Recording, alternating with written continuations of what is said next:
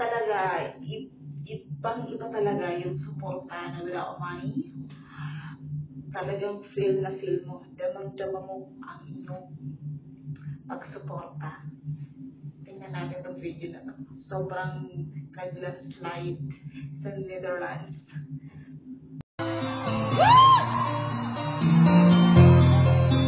Just a small town girl living in the lonely world. He took the midnight train going anywhere.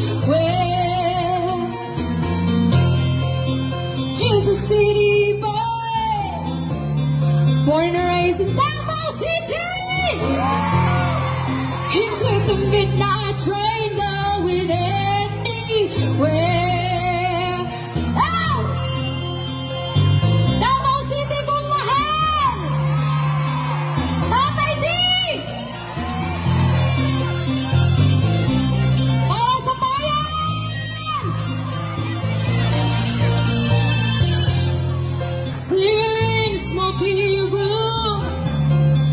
Of wine and cheap perfume, for a smile they can share the night. It goes on and on and on.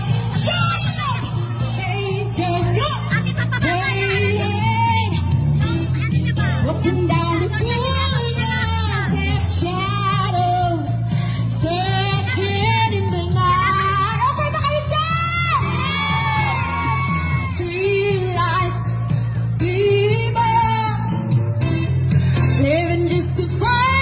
sabi niya, sabihan mo si Paulo na okay lang ako. At huwag siyang pumunta dito hanggang hindi matapos ang eleksyon at maging congressman siya ng 1st District ng Davao City. Yes! Nag-travel ba sila ng sarili nilang pera? Yes, sarili nilang pera ang ginamit dyan. Walang nising kung bayad sa kanila. Sarili nilang pera galing sa bulsa nila. Diba? Ganun katindi, ganun kaangas si Tatay Nico. Sabi niya kay Veronica, sabi niya, sabihin mo kay Kitty, hindi siya pwede bumisita dito hanggang hindi siya abogado.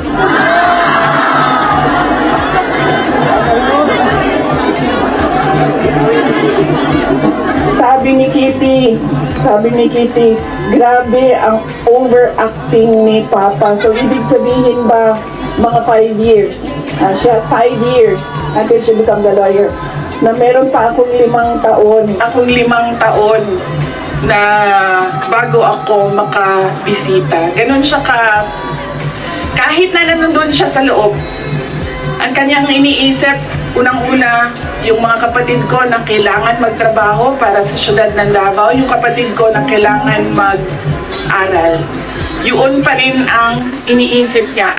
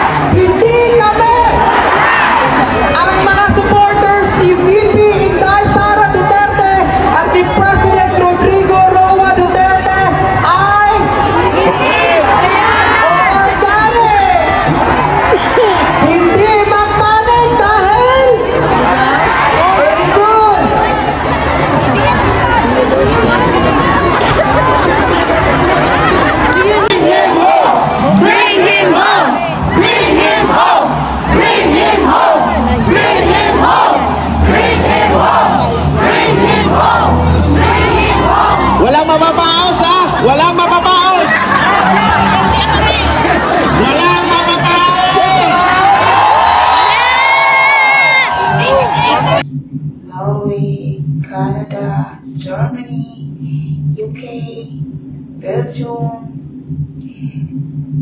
Japan, USA, at yan din si Maharlika. Oh, napaka-angas talaga. Sobrang angas.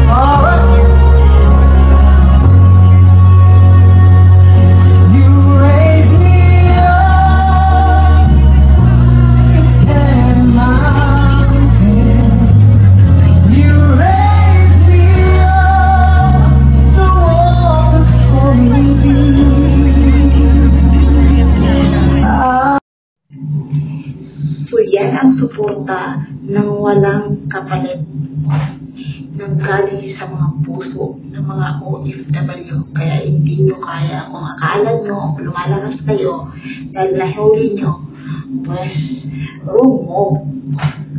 Just like and subscribe.